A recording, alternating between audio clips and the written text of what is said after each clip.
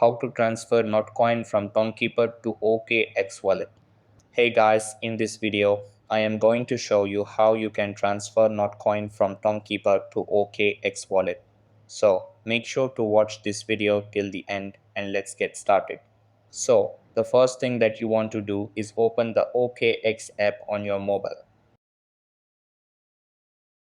Over here under the crypto section or directly search for Notcoin and tap on it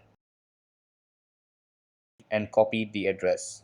After that, open the Tonkeeper app on your device. Over here, select Notcoin from the list of coins as Notcoin is not showing up in my wallet, but I'll tell you the steps. So what you have to do is tap on the send button, then paste the wallet address you copied from OKX into the required field. Then click continue.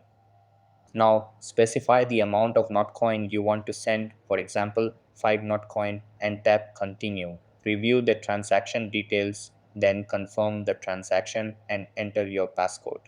So that's how you can transfer Notcoin from Tonkeeper to OKX Wallet.